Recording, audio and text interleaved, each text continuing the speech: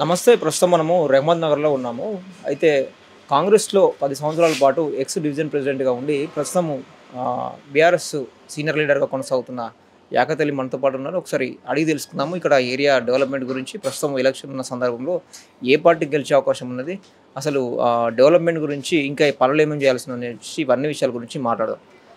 నమస్తే సార్. నమస్తే. చెప్పండి, ఇప్పుడు బై ఎలక్షన్ ఉంది. సో 3 సార్లు గోపీనాథ్ గారు కూడా ఉన్నారు. ప్రజెంట్ బై ఎలక్షన్లో ఎవరు గెలిస్తే బాగుంటుంది, ఎవరు గెలవాలనుకుంటున్నారు? ఎవరు గెలిస్తే బాగుంటుంది అది కాదు, ఎవరు గెలుస్తారు అంటే బీఆర్ఎస్ పార్టీనే గెలవాలి. ఎందుకంటే డెవలప్మెంట్ పని చేశారు కదా. ఇప్పుడు మా దగ్గర రహమత్ నగర్ మీరు వచ్చినప్పుడు చూసుకోవాలి, రహమత్ నగర్ దగ్గర గుడిసెలు ఉండే, 400 గుడిసెలు ఉండే. మాగంటి గోపీనాథ్ గారు వాళ్ళకి పక్క ఇల్లు కట్టించి డబల్ బెడ్రూమ్లో పంపించిండు. దానివల్ల ఓటు బీఆర్ఎస్ గెలవాలి కదా. కాంగ్రెస్ ఏం గెలవాలి? 2500 లేడీస్కి ఇచ్చినని చెప్పి గెలవాలా, లేకపోతే ఒక తులం బంగారం ఇచ్చినట్టు గెలవాలా, లేకపోతే పిల్లలకి స్కూటీ, చదువుకునే పిల్లలకి స్కూటీ ఇచ్చిందని చెప్పి కాంగ్రెస్ గెలవాలా? ఆమె హామీలు ఇచ్చిర్రు, వాళ్ళు ఏమైనా హామీలు అమలు చేసినారా? ఒక బస్ పెట్టినారు అంతే. బస్ తప్ప ఏ చెప్పుకోనికి వాళ్ళకు అవకాశం లేదు. దేనికోసం ఓటేయాలి? ఒక్కొక్క మహిళకు 55,000 ఇవ్వాలి. బాకీ ఉన్నారు వీళ్ళంతా కాంగ్రెస్ వాళ్ళు మొత్తం. మళ్ళీ పింఛన్ తీసుకునే వాళ్ళకి 44,000 ఉన్నారు వాళ్ళకి బాకీ. ఎవరైతే పెళ్లి చేసి వాళ్ళకి ₹1,00,000 వచ్చినాయి, వాళ్ళకి 1 తులం బంగారం బ్యాలెన్స్ ఉంది, ఆ పైసలు ఇవ్వాలి. మళ్ళీ ఆ ఇచ్చి జనాలకు పోవాలి ఓటు అడగానికి. ఏమి ఇవ్వలే, వచ్చి ఓటేసేసి కాంగ్రెస్ పార్టీ గెలిపి అంటే ఎట్లా మీరు చెప్పండి. మన ఫస్ట్ కాంగ్రెస్ ఉన్నప్పుడు కృష్ణవర్ధన్ రెడ్డి రిజర్వ్ తీసుకొచ్చిండు. దాని తర్వాత ఓడిపోయిన తర్వాత మాగంటి గోపీనాథ్ రిజర్వ్ కట్టిండు ఎస్పైరీస్లా. దళిత్ సెంటర్ కట్టించిండు. అన్నదమ్ములకు చిల్లలకు ఉన్నానికి దళిత్ సెంటర్ కట్టించిండు. దాని డెవలప్మెంట్ మీద ఓడి అడుగుతున్నాం బీఆర్ఎస్ పార్టీ. మళ్ళీ వాళ్ళు ఏం చేసిరని చెప్పి అడుగుతున్నారు ఇప్పుడు. సో ఇప్పుడు మరి వాళ్ళ భార్యకు టికెట్ ఇచ్చారు కదా, మరి గెలుస్తుందా? అరే పక్క గెలుస్తుంది, ఎందుకు గెలవదు? బీఆర్ఎస్ పార్టీ వాళ్ళ మాగంటి గోపీనాథ్ 10 సంవత్సరాలు ఇక్కడ సర్వీస్ చేసిండు, అందరికి ప్రజల్లో సర్వీస్ చేసినాక మంచి చెడ్డలో వచ్చిండు. మంచి చెడ్డ పని వాళ్ళకి పబ్లిక్ ఏం సర్వీస్ కావాలి ఒక్క కూడా ఆయన మీద అది లేదు. ఒక బిల్డింగ్ కట్టినా ఎవరి మీద దౌర్జన్యం చేయలే, ఒక బిల్డింగ్ కట్టినా ఎవరు కంప్లైంట్ ఇవ్వలే. ఇప్పుడు నడుస్తుంది మొత్తం హైడ్రా. ఏమంటే పైసలు ఇవ్వకపోతే నీ బిల్డింగులు కట్టిస్తా కంప్లైంట్ ఇస్తుర్రు. మొత్తం జిహెచ్ఎంసీ వాళ్ళది అయిపోయింది. ఇప్పుడు జిహెచ్ఎంసీలో పోయి కంప్లైంట్ ఇవ్వాలి, వాళ్ళు వచ్చి ఇల్లు లేకపోతే నాకు 5 లక్షలు లేకపోతే నేను నీ ఫ్లోర్ వేస్తున్నావు, లేకపోతే నీ హైడ్రా కంప్లైంట్ ఇచ్చి కుల్లగొడతా అంటుండు. ఇది నడుస్తుంది మొత్తం లోకల్ ఏరియా మొత్తం.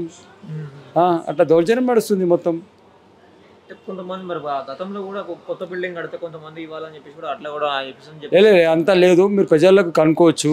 మాగంటి గోపీనాథ్ గారు ఉన్నప్పుడు ఏ పబ్లిక్కి కూడా సతాయించలేదు. బోర్ వేస్తే కూడా ఎవరికి డబ్బులు ఎవరైనా వస్తే ఆయన ఫోన్ చేయమంటుండే పబ్లిక్కి ఆయన చెప్తుండే. ఎమ్మెల్యే గారు ఉన్నప్పుడు ఏ వస్తువు నా దగ్గర ఏ ఆఫీసర్ వచ్చినా చాలామంది ఫోన్ చేస్తుండే ఆయనకు. డైరెక్ట్ పబ్లిక్తోనే కాంటాక్ట్ ఉండే ఆయనకు. డైరెక్ట్ వాళ్ళ పబ్లిక్ ఎవరైనా ఆఫీసర్ వస్తే సార్ అన్న ఆయన వచ్చిండు చూడండి, నా ఇంటికి పర్మిషన్ అడుగుతుంటే ఆయనకు ఫోన్ ఇవ్వమంటుండే. ఆయన ఫోన్ చేసి తిట్టి పంపిస్తుండే ఆయనకు, మా సెలమీరలో ఎందుకు వచ్చిండు భయ్ అని చెప్పి. అట్లా సార్ మరి ఇప్పుడు కాంగ్రెస్ ప్రభుత్వం కూడా ఇప్పుడు మొన్న కొన్ని శాంక్షన్ చేసినట్టున్నది పనులకు డబ్బులు. ఇప్పుడు డెవలప్మెంట్ మొన్న వచ్చి కొబ్బరికాయలు అన్నీ కొట్టినాయి. మీరు ఒకసారి ఆ గల్లీలో పోండి, రోడ్ వేస్తా అని చెప్పి చబుత్రలతో వేసినారు, అది మట్టి లేపుతలేరు ఇంతవరకు. రోడ్ వేస్తా అని చెప్పి ఖాళీ ఒక చూపియానికి డైరెక్షన్ కొట్టేసి వెళ్ళిపోయారు. ఇంతవరకు ఏ రోడ్ వేసి 1 మంత్ అయింది. ఆ గల్లీ కాడ తోవేసి పెట్టినారు, రోడ్ వేస్తలేరు. మళ్ళీ ఎందుకు? కాంట్రాక్ట్కి డబ్బులు ఇచ్చలేరా, లేకపోతే మన ఎలక్షన్ ట్రెండ్ అని చెప్పి చూపించడానికి కూలగొట్టినారా? ఇప్పుడు వాళ్ళకి పబ్లిక్కి నర్వానికి ఇంకెంగిలా అవుతుంది. పిల్లలు చిన్న పిల్లలు స్కూల్కి పోతున్నారు, ఆ చబుతులు కూడా ఆ మట్టి మొత్తం మధ్యలో అయిపోయింది, రోడ్డు మధ్యలో అయిపోయింది. వాళ్ళకి పోనీకి రానికి వస్తలేదు. ఎట్లా చిన్న పొద్దుల మార్నింగ్ పూట స్కూల్ పిల్లలు పోతారు, అది పిల్లలు పోతారు, వాళ్ళకి అది కూడా కనిపిస్తలేదు వాళ్ళకు. అరే నువ్వు శాంక్షన్ అయిందన్నప్పుడు ఇమీడియట్లీ కాంటాక్ట్ రావాలి, పని చేయాలి, వెళ్ళిపోవాలి. అది కూడా లేదు. ఎందుకంటే ఎలక్షన్ ఉంది అని చెప్పి చూపించడానికి అది అంతే. మేము ఇన్ని కోట్లు శాంక్షన్ చేసినాం, ఇల్లు చేసినామని చెప్పి. అరే శాంక్షన్ షాదీ ముబారక్ అయింది, పిల్లలది 2 సంవత్సరాలు పెళ్ళి అయిపోయి ఇప్పుడు దగ్గర సంవత్సరం అవుతుంది. ఒక్కరిని కూడా షాదీ ముబారక్ చెక్లు ఇవ్వాలి, కళ్యాణ లక్ష్మి చెక్లు ఇవ్వాలి. ఇప్పుడు వరకు ఎక్కడ ఉంది చూపించండి. మన్నాడ క్లియర్ అవుతుంది. అది మొన్న 6-7 మంత్స్ బ్యాక్ 8 మంత్స్ బ్యాక్ ఇచ్చినారు. అది బీఆర్ఎస్ గవర్నమెంట్లో ఉన్న శాంక్షన్ ఉన్నప్పుడే వాళ్ళు ఇచ్చారు. కొత్తగా వీళ్ళు ఇంతవరకు ఇవ్వలే. రిలీజ్ చేయలే పైసలు. డబల్ బెడ్రూమ్లు కొల్లూరులో మా దగ్గర కాన్సెన్ నుంచి చాలా మందికి అక్కడ వచ్చినాయి. డబుల్ బెడ్రూమ్ ఇచ్చినారు. జునూన్ ఎవరైతే వాళ్ళు రెంటర్స్ ఉన్నారో వాళ్ళ మధ్యలో ఏ దళారు కూడా రాలే, ఏ లీటర్లు కూడా ఆయన ఇవ్వలే. జునూన్ పర్సన్ పబ్లిక్ ఇలే. వాళ్ళ మా కార్యకర్తలు కూడా ఒక్కడికి ఇవ్వలే. మన కార్యకర్త పని చేసిన వాళ్ళకి ఇల్లు లేకుండా కూడా ఆయనకు రాకుండా కూడా ప్రజల కోసం పనిచేసిండు ఆయన. డబుల్ బెడ్రూమ్ అట్లా వచ్చింది. మధ్యలో అరే ₹1,00,000 2 లక్షలు అది ఏం దాంట్లో కరప్షన్ ఏం జరగలే. ఇప్పుడు కూడా అది రికార్డు ఉంది అనేది. రెగ్యులర్గా మరి పథకాలు కావచ్చు బీఆర్ఎస్ అప్పుడు ఎట్లా వచ్చేది, ఇప్పుడు ఎట్లా వస్తున్నాయి అవి? ఎక్కడ వస్తున్నాయి పథకాలు చెప్పండి. షాదీ ముబారక్ కేసీఆర్ గారు చెప్పినారా? మేనిఫెస్టో పెట్టినారా? చెప్పకుండా ఇచ్చిండు కదా. 200 పింఛన్ తీసుకుపోయి 2,000 ఇచ్చిండు. చెప్పిండా 2,000 ఇస్తా అని చెప్పి? మన ఏమంటారు రైతు బంధు వేస్తా అని చెప్పిండా? చెప్పలే. హైదరాబాద్కి మంచినీళ్ళు 20,000 లీటర్లు ఇచ్చిండు. చెప్పిండా అది ఇస్తా అని చెప్పిండు? చెప్పలే కదా. ఇచ్చిండు కదా. రేవంత్ రెడ్డి 420 హామీలు ఇచ్చి నిలబడతారు రేవంత్ రెడ్డి. ఇప్పుడు చెప్పండి ఎవరికి ఓటేయాలి? మీరే చెప్పాలి. మళ్ళీ ఇప్పుడు పని చేసిన వాడికి ఓటేయాలా, పని చేయకముందే ఓటేయాలి? చెప్పండి.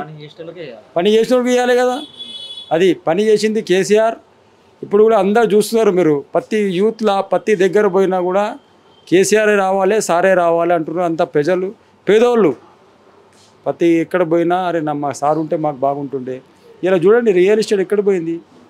పాపం వాళ్ళు బతుకుతేరు లేరు. వాళ్ళకు మెడిటేరులకు అలా ఒక నెలకు ఒకటి అమ్మి వాళ్ళ ఫ్యామిలీకి బతుకుతేరు ఉండే. వాళ్ళ పిల్లలకి స్కూల్ ఫీజులు కానీ వాళ్ళ కానీ ఇప్పుడు వాళ్ళు రోడ్డు మీద అయిపోయినారు.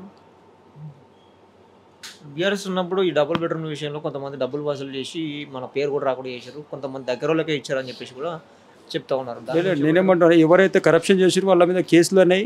మాగంటి గోపీనాథ్ అన్న ఉన్నప్పుడు ఆల్రెడీ అట్లా అలిగేషన్ వచ్చిన మీద కంపల్సరీ కేసు బుక్ చేయించుండు ఆయన. అది కూడా ఉంది.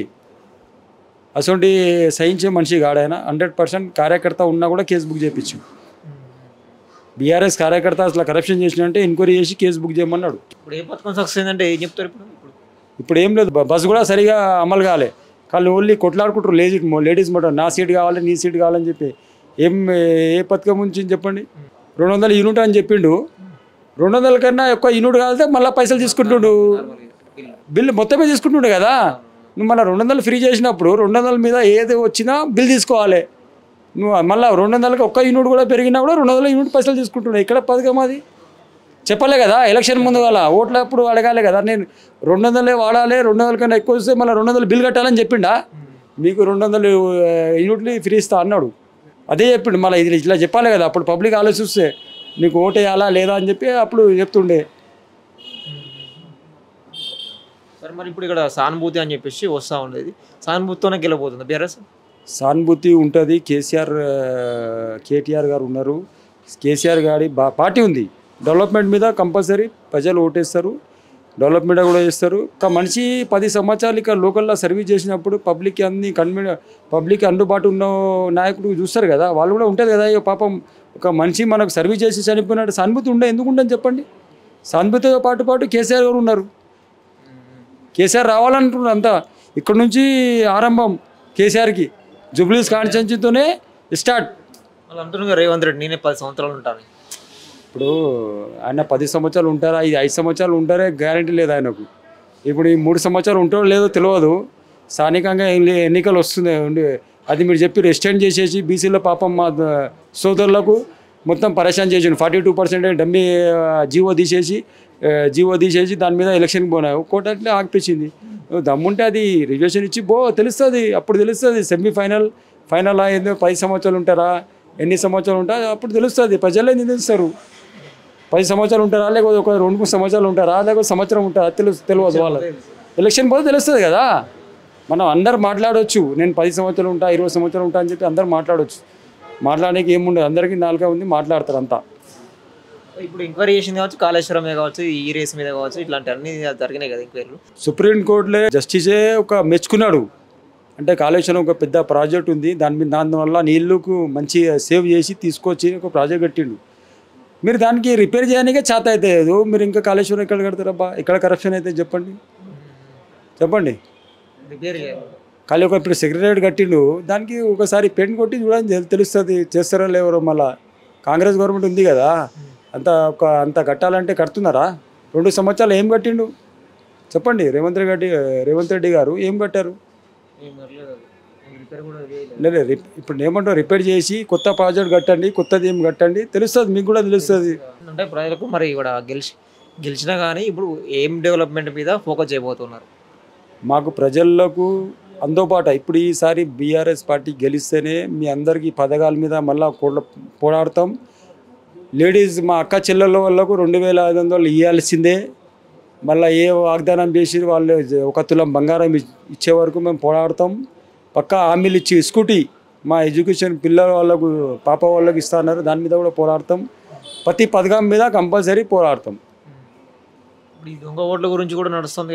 మా దగ్గర ఉంది, అక్కడ చాలా దొంగ ఓట్లు ఉన్నాయి. వాళ్ళేమో బీఆర్ఎస్ వాళ్ళే అంటారు, బీఆర్ఎస్ వాళ్ళేమో వాళ్ళే అంటారు. ఇప్పుడు బీఆర్ఎస్ వాళ్ళు ఉంటే మేమెందుకు కేటీఆర్ గారు మా ప్రెసిడెంట్ ఇస్తారు చెప్పండి? మేము దొంగ ఓట్లు తయారు చేస్తే మేమే దానికి ఇష్యూ చేసుకుంటామా చెప్పండి? మేము దొంగ ఓట్లు చేస్తే వాళ్ళే ఫస్ట్, వాళ్ళ గవర్నమెంట్ ఉంది, అంత అధికారం వాళ్ళ చేతిలో ఉంది. వాళ్ళు అధికారం వాళ్ళు చూస్ చేసుకుంటారు, కానీ దానికి మా మీద చేస్తుర్రు. కేటీఆర్గా అంతా చూపించిండు మీకు. ఇప్పుడుగా చాలా ఉన్నాయి మాకు అనుమానాలు. మా బూత్ వైజ్ మా బూత్ బిలో వాళ్ళు అంతా పోతురు, ఇంటింటికి పోతురు, చెక్ చేస్తే ఇప్పుడు తెలుస్తుంది మొత్తం. ఇంకా చాలా పెద్ద కొమ్మ. నా లెక్క ప్రకారం 30,000 40,000 ఓట్లు బోకస్ ఉంటాయి ఇక్కడ కంపల్సరీ. అది అంతా ఒక్కొక్క ఇంటి మీద ఒక ఇల్లు 50 గజాలు ఉంటుంది. ఆ ఇంట్లో 40,000 30,000 40 ఓట్లు 50 ఓట్లు ఎట్లా ఉంటాయి? ఒక 50 గజాల మీద ఎన్ని ఫ్లోర్లు ఉంటాయి? ఒక రూమ్ దానికి వస్తుంది. ఒక ఫ్యామిలీ 2 ఫ్యామిలీలు ఉండొచ్చు, మా అంటే ఒక 5-10 ఓట్లు ఉండొచ్చు. దానికి అదే ఇల్లు మీద 50 ఓట్లు ఎట్లా వస్తాయి చెప్పండి? ఉంటుందా అట్లా? 50 గజాలు ఉన్నాయా? కొన్ని జగాలో వచ్చినాయి. ఒక్కొక్క బూత్ వైజ్ ఇలా కొన్ని బూత్లో ఇప్పుడు మా ఒక బూత్ ఉంది, 151 బూత్ ఉంది ఒకటి. 151 బూత్లో అది సంబంధించి శ్రీరామ్ నగర్ బూత్. అది దాంట్లో 80 ఓట్స్ ఉన్నాయి, 80 ఓట్స్. ఆ 80 ఓట్స్ ఏంటంటే ఇక్కడ అది మన బోరాబండ సంబంధించింది ఓటు వచ్చింది. అక్కడ మా వాళ్ళు పోతే హౌస్ దొరుకుతలేదు. మామూలుగా ఓటు 80 చెక్ చేయడానికి ఇప్పుడు అది బూత్ ఏంది శ్రీరామ్ నగర్. అది ఓటు వచ్చింది వేరే డివిజన్, ఎర్రగడ్డ డివిజన్కి పోయింది. ఆ ఇంటికాడ పోతే ఆ ఇల్లు దొరుకుతలేదు. ఇప్పుడు దానికి ఎవరు సంబంధం చెప్పాలి? ఇప్పుడు మీరు అప్లై చేసినప్పుడు ఏం పెట్టి చేస్తుర్రు ఏమో, మళ్ళీ ఎవరు చేస్తారు? అది అధికారం వాళ్ళ చేతిలో ఉంది, వాళ్ళు చేస్తుర్రు మొత్తం. మళ్ళీ దాని మీద మా మీద పెడతారు వాళ్ళంతా. బీఆర్ఎస్ వాళ్ళు అయితే చూపిస్తుంది, అయినా చూపిస్తుంది మీకు, ఇగో బాబు ఇది మీరు చేసింది, ఇది మొత్తం చెట్ట ఇప్పుతున్నారు, మొత్తం అన్ని చూసి ఎంక్వైరీ చేసి ఎవరైతే తప్పు చేసి వాళ్ళ మీద చర్య తీసుకో. అధికారం ఏం చేస్తారు? ఎలక్షన్ కమిషన్ ఏం చేస్తుంది? నిద్రపోతుందా? లేకపోతే ఏం చేస్తారు? వాళ్ళు చేస్తలేరా? వాళ్ళకు అపాయింట్మెంట్ చేసిన ఆఫీసర్లు ఏం చేస్తుండు? దీనికి ఎవరు బాధ్యతలు? ఆఫీసర్లా లేకపోతే ఎవరు చేసి దీనికి ఎవరు? దానికి సమాధానం చెప్పాలి కదా ఎలక్షన్ కమిషన్ ఫేర్ ఎలక్షన్ చేపిస్తా అన్నారు. ఇదేనా అమలా చేయించేది వాళ్ళు? కబ్రస్థాన్ కూడా ప్రాబ్లం ఉంది. కబ్రస్థాన్ ఎర్రగడ్డలు ఇచ్చినట్టు కూడా చెప్తా ఉన్నారు. ఎర్రగడ్డ కబ్రస్థాన్ పాతది అన్న. అది ఇప్పుడు మా దగ్గర రహమత్ నగర్ కబ్రస్థాన్ ఉంది, 18 బస్తీలకు కబ్రస్థాన్ ఉంది. అది ఆల్రెడీ ఏమైందంటే మా దగ్గర జగా ఉంది, మాకు ఇంత ఇది ఇష్యూ రాలే ఎంతవరకు. లాక్డౌన్లో కోవిడ్లో చాలామంది చనిపోయిన తర్వాత ఇక్కడ తీసుకొచ్చినందుకే అది నిండిపోయింది. మాకు ఇప్పుడు వచ్చింది. అది ఎర్రగడ్డ కబ్రస్థాన్ అయితే పాతది. అది 70 సంవత్సరాల కబ్రస్థాన్. అది దానికి ఇష్యూ ఏంటంటే తోవా గురించి. అది తోవా లేకుండే చిన్నది ఉండే, దానికి పెద్ద తోవా చేయాలి అంతే. దానికి ఇచ్చింది కాంగ్రెస్ గవర్నమెంట్, ఏమి ఇవ్వలే. పాత కబ్రస్థానే మాకు తీసుకుపోయి ఆ షేక్పేటలో 2500 గజాలంటే ఒక జనాభా జూబ్లీస్ కాన్స్టిట్యుయెన్సీలో 1,30,000 మైనార్టీస్ ఉంటే ఖాళీ ఓటర్సే. దాని చిన్న పిల్లలు ఉంటారు, దానికి ఎన్ని లక్షలు అవుతారు? అది 2,500 గజాలు దేనికి బిచ్చం ఇస్తుర్రా గవర్నమెంట్? మళ్ళీ అది ఇచ్చినారా? మళ్ళీ మిలిటరీ వచ్చేసింది, అక్కడ వచ్చేసి ఏం మా ల్యాండ్ అని చెప్పి వాళ్ళు ఆక్యుపై చేసుకున్నారు, వాళ్ళు హ్యాండ్ ఓవర్ చేసుకున్నారు. ఎట్లా అది అంటే ముస్లింతో చెరా ఆడుతున్నారు.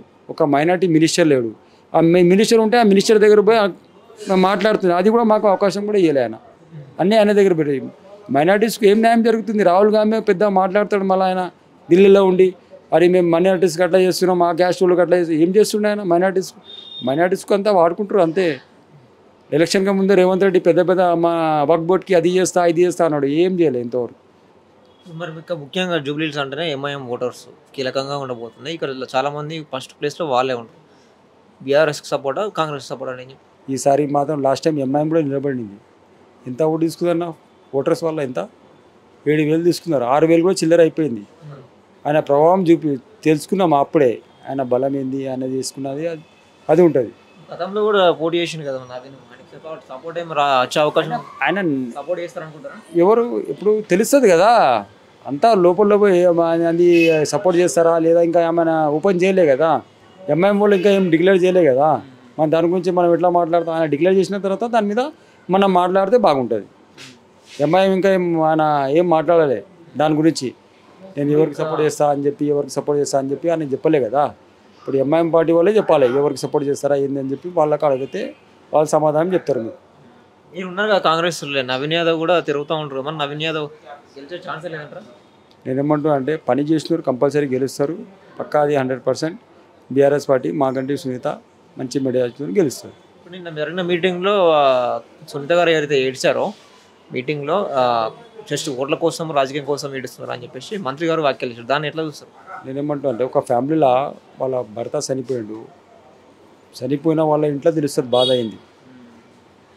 ఆయనకు పొన్నం ప్రభాకర్ గారికి ఏం తెలియదు. ఆయన మాట్లాడే తప్పు అది. ఎవరికైనా కానీ బాధ ఉంటుంది. ఒక ఫ్యామిలీ మనం కూడా ఇవాళ బతుకున్నాం, రేపు మనం కూడా పోవాలి అంటే మన ఫ్యామిలీ బాధపడదా? అప్పుడు కూడా అదే మాట్లాడాలా? మన ఏం సాంప్రదాయం మాట్లాడుతున్నారు? అదే ఆయన మినిస్టర్ ఉండి అట్లా మాట్లాడే తప్పు. ఏ భర్తకైనా భార్యకు ప్రేమ ఉంటుంది. ఎవరికైనా అది ప్రజలకు చూసి జూబ్లీహిల్స్ కాన్స్టిట్యున్సీలో అంతా ఆయన సర్వీస్ చేసి ఆ ప్రజలకు చూసి ఆమె తట్టుకోలేక ఇడిచింది ఆమె. పాపం నా అంత పెద్ద కుటుంబం పెట్టిపోయిండు నాకు, నేను ఎట్లా అది అని చెప్పి అది ఏడుచుకున్నాడు ఆయన పాపం. అది దానికి ఈయన రాజకీయం చేసేది ఏముంది? బాధ ఏముంది? ఎవరికి ఉంటుంది చెప్పండి? ఏ ఇంట్లో బాధ ఉంటుంది చెప్పండి? మళ్ళీ ఆయన బాధపడారేమో, మళ్ళీ పొన్నం ప్రభాకర్ గారు బాధపడడేమో, చనిపోతే కూడా బాధ ఉండదేమో, నవ్వుకుంటా తిరుగుతాడేమో ఆయన. నాకైతే తెలియదు. మళ్ళీ నవీన్ యాదవ్ ఒక ఇంటర్వ్యూలో మాట్లాడుతూ ఇక్కడ పీజీఆర్ కానీ లోకల్ కాదు, గోపీనాథ్ లోకల్ కాదు అని చెప్పేసి ఇక్కడ నేను 40 years నుంచి ఇక్కడ పుట్టినా ఇక్కడ వీరు అని చెప్తారు. దీని గురించి ఏం చెప్తారు? ఇప్పుడు పి జనార్దన్ రెడ్డి అంటే ఒక బ్రాండ్. పి జనార్దన్ అంటే పేదోళ్ళ సహాయపడితే మనిషి. పేదోళ్ళకు ఎప్పుడు అర్ధరాత్రికి వచ్చినాయి ఈ బస్సులు మొత్తం నిలబెట్టింది ఎక్కడ? పి జనార్దన్ రెడ్డే కదా. అప్పుడు ఆయన కూడా ప్రతి పేదోళ్ళకు ఇల్లు కట్టడానికి జగా ఇచ్చిండు. ఆయన స్థానికంగా ప్రజల్లోకి తీసుకొచ్చి ఇక్కడ నివాసానికి రోడ్లు వేయించిండు, డ్రైనేజ్ వేయించిండు, డెవలప్మెంట్ చేసిండు ఆయన పి జనార్దన్ రెడ్డి. ఇప్పుడు ఆయన మాటల్లో అది తప్పు. అది మళ్ళీ ఆయన సంబంధించుకుంటూ నేను అట్లా చెప్పలే ఇట్లా చెప్పలే అని చెప్తున్నాడు. కానీ ఆయన మన నాయకుడికి అట్లా మాట్లాడేది అది ఇట్లా మాట్లాడిండు. ఆయనకి ఏం అహంకారం వచ్చిందో అది ఏం మాట్లాడిండో ఆయనకే తెలియాలి. అది ఏమంటాం అంటే పి జనార్దన్ రెడ్డి ఒకటి పేదల గురించి పనిచేసిన నాయకుడు. పేదలకు ఏంటంటే ఇప్పుడు విష్ణువర్ధన్ రెడ్డికు తట్టుకోలేక అది పి జనార్దన్ రెడ్డి పేరు తీసినట్టు నాకు అనిపిస్తుంది. విష్ణువర్ధన్ రెడ్డి ఇక్కడ తిరిగితే ఆయనకు కొంచెం నష్టం జరుగుతుందని చెప్పి మాట్లాడవచ్చు. అది ఆయన కొడుకుకు వస్తే నాకు అట్లా దానికోసం మాట్లాడవచ్చు. ఫైనల్గా మరి ఎంత మెజారిటీతో గెలవబోతా ఉన్నారు? ఎట్లా ఉన్నది ప్రజల రెస్పాన్స్? ప్రజల్లో అయితే మంచిగా ఉంది రెస్పాన్స్. ప్రజలు అయితే మీరు ఎందుకు బాబు మాకు ఏం చేసిందని చెప్పి కాంగ్రెస్కి ఓటేయాలి, కేసీఆర్ గారు మాకు చేసింది వాళ్ళకే ఓటేస్తామని చెప్పి చెప్తారు. వాళ్ళు ప్రశాంతంగా కోరుకుంటారు అని చెప్తారు పబ్లిక్. 10 సంవత్సరాలు మేము ప్రశాంతంగా ఉన్నాం. మేము ఇంట్లో కూర్చున్నా కూడా మాకు పథకాలు అందినాయి. లైన్లో మాకు నిలబెట్టలే కేసీఆర్. ఎక్కడ లైన్లో నిలబడే, ఎక్కడ లైన్ క్యూ పెట్టలే కేసీఆర్. ఆ ప్రజలు అది చెప్తున్నారు. అదే పాలన కావాలి, మళ్ళీ కేసీఆర్ గారు మళ్ళీ ముఖ్యమంత్రి కావాలి, మళ్ళీ కేసీఆర్ గారి పాలన రావాలని చెప్పి ప్రజలు కోరుకుంటున్నారు. Thank you so much. Thank you.